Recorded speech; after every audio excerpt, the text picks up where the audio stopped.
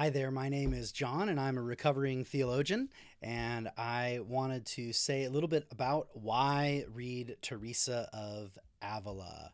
Why read Teresa of Avila? Now, one simple answer is that if you've already heard of her and know her amazing story, then you would be drawn in naturally to her, the leadership that she gave to the Carmelite order in the 16th century in Spain, and the reforms that she led there, her relationship with John of the Cross, who was her spiritual director after going through quite a number of more problematic directors, and her just inspiring life and mystical experiences that she had. These are all a bunch of wonderful things. If you already know about that, I hope you do. I wanted to get a little even into the weeds of why read, right? Why not just why is she amazing? Yeah, specifically, but getting more specifically, like what is it that we can learn from her by studying her works? So there's her three major works are the her autobiography and her book named Way of Perfection, which were both written not necessarily around the same time, but around the same period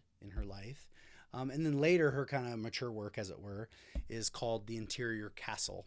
And most of these were written for the inspiration and guidance of her own nuns who were part of her community, the Carmelite order. I want to focus on Interior Castle, which I have that in my hand here, and say a little bit about at least some of the things that I learned from this book and that I think are really helpful and wanted to recommend to you. So there's three things that I noted kind of in the back here as I was kind of prepping. What did I want to share about Teresa of Avila and from Interior Castle in particular?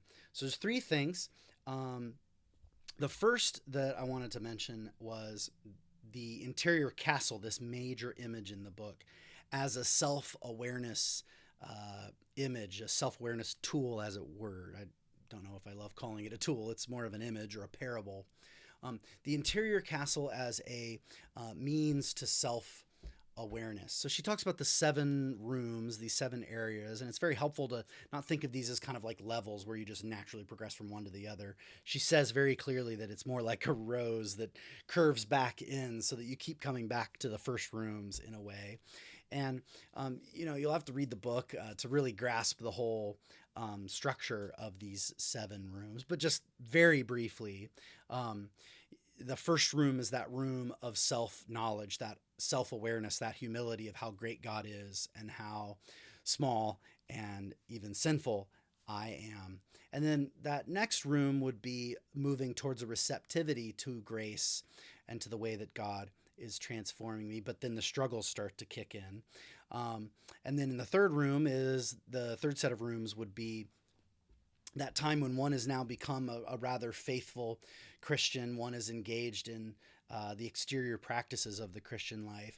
But here's a key moment of testing because things get tough and hard, and the choices that we've made get tested, and if we've chosen to live a simpler life, a life of poverty as her community would, this is when the question of genuine interior poverty starts to be raised. And this is a kind of moment when a lot of people turn back, right, and fall away because they weren't really in it for the trials. They were in it for the gifts and the blessings. As we progress through then into that fourth set of rooms, here is where supernatural prayer starts to really be experienced. The fourth room being the prayer of recollection. She also talks about the prayer of quiet. I'm still sorting out whether these are synonyms or if there's a subtle distinction. There may not be the same terminological consistency from Way of Perfection to this, so I apologize that I haven't totally sorted that out, but I thought I'd share anyway.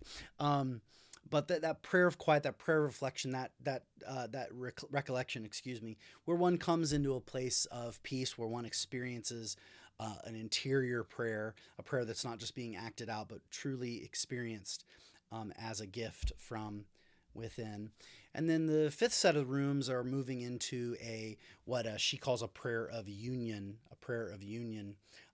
where we come into that close intimacy with God in our prayers. And then the sixth room is where the really more intensely supernatural kinds of things take place, but also where the greatest trials take place that accompany them. But Here's where there's the place of visions and locutions and deep desires that are drawn out. And then the seventh room is that place of perfection, that total union with God, where we become a conduit of His own grace and love in others, and can actually even be in situations that would be great places of temptation for someone in the fourth or fifth room, and now can be a site where someone in the seventh room can touch others. Now, again, that's simplistic. I just kind of walked through it blow by blow, but it can give a sense as a self-awareness tool. It's kind of just helpful to kind of say, like, where am I kind of at? Not as a kind of pat myself on the back or woe is me, but just recognizing, like, boy, where am I kind of in my journey right now, and recognizing that I'm going to kind of move back and forth. It's not just a straightforward trajectory or plan, but rather a sort of self-awareness of where am I struggling, and I might have different needs if I'm at different steps along the way. So I encourage the reading of this book just to get a little bit more self-awareness of where one is, and then from that being able to recognize what is it that I'm needing right at this time, because she often gives very seemingly contradictory advice depending on where you're at. There's things that would be really smart for someone in the fifth room to do that would be a really bad idea for someone in the fourth. These kinds of things, right? Anyway, so that's the kind of first thing, is just the interior castle as a self-awareness means for self-awareness. The second is just all the great practical counsel and consolation that I find in this book. It's an extremely practical book. I mean, you wouldn't maybe get the picture of that at first glance, me describing it. It sounds very kind of grand, but all along the way, she's just dropping out all kinds of helpful things about one's spiritual life, one's prayer life. I've got a few that I jotted down that just really stuck out at me. I love her line, "Don't think much, but love much," right? So when you find yourself kind of overthinking the prayer life, the point is to love, not to understand how we're being transformed. Obviously, the book is all about understanding how we're transformed, but not to get stuck on sorting it out. Not to think much, but to love much. She says this a lot. To not be distracted by distraction. She goes into great detail of some distinctions between the imagination and the intellect, and how our intellect can in fact be united with God. We can be paying attention to God even though our imagination is running wild with a bunch of random images and thoughts that are passing in and out.